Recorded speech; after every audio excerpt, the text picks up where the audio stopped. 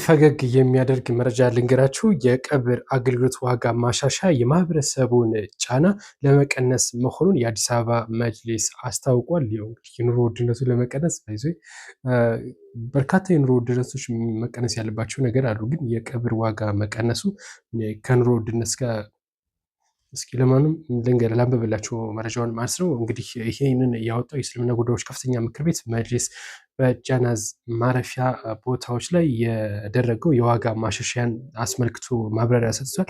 በዚህም እንግዲህ ለህፃናት ማለት ነው 2000 ብር እንዲሆን ተደርጓል።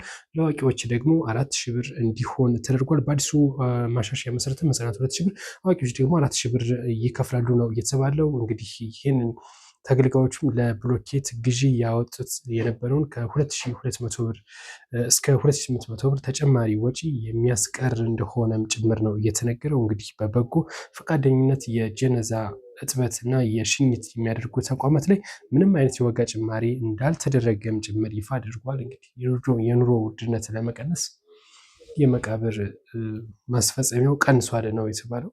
ምን አሰባላችሁ በዚህ ጉዳይ? ሰሞኑን እንደምትመለከቱት በተለያዩ ማህበራዊ ሚዲያ ላይ ዘነጡ ጎጃሞች ዘነጡ የሚለው ዘፈን ላይ ማለት ነው የሚዘለው መኪና ወይ ደግሞ ማርጀሲድ ቢሆን የተባለው መኪና ማለት ነው።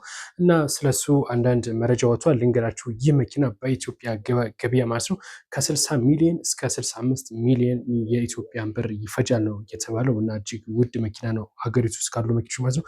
በጀርመን የተሰራው ይህ መኪና የሚዘለው መኪና በነገራችን ላይ ለዚህ ታስቦ አልነበረም የተሰራው። ምናልባትም ጭቃ ውስጥ በሚገባበት ሰዓት እንደዚህ እየተሽከረከረ እየዘለለ ጭቃውን ለማራገፍ ይጠቅመዋል ተብሎ ነው እንግዲህ በኢንጂነሮቹ ወይም ደግሞ በመኪናው አምራቾች።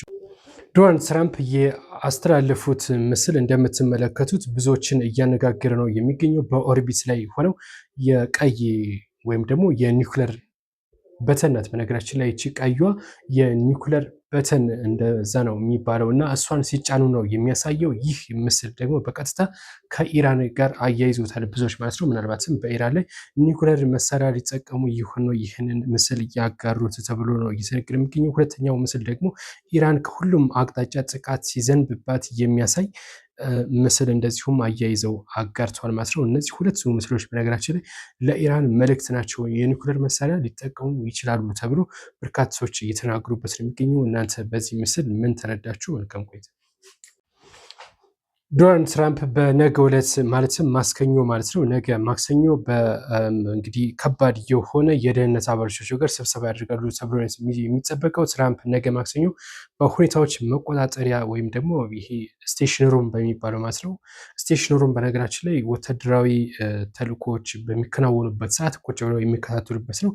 እናም በዛ ሆነው ውይይት ያደርጋሉ ተብሎ የሚጠበቀው። ምናልባትም በዚህ በውይይቱ ሰዓትም እርምጃ ወይም ደግሞ የተለያዩ ጥቃት ሊያደርሱ ይችላሉ ተብሎ ይጠበቃል። የሚገኘው ነገ ማክሰኞ ነው ይህ ስብሰባ የሚካሄደው እና ምናልባትም ብዙዎች አዲስ ነገር ይፈጠራል ተብሎ እየተጠበቀ ነው የሚገኘው። ምን አይነት ውሳኔ ይወስናሉ የሚለው ተጠባቂ ነው። ድርድሩ እንግዲህ እንዳልተሳካ ይታወቃል። የኢራን በርካታ ፍላጎት አላት። ኢራን ሆርሙዝን መቆጣጠር እንደዚሁም ደግሞ በጥቃት ለደረሰባት ካሳ፣ እነዚህ ሁለቶቹ ነገሮች አላስማሟትም አሜሪካን ማለት ነው። ዶናልድ ትራምፕ ይህን አልተቀበሉትም። ምናልባትም ነገ ማክሰኞ ምን ይወስናል በስቴሽነሩ የሚለውን እና ይሆናል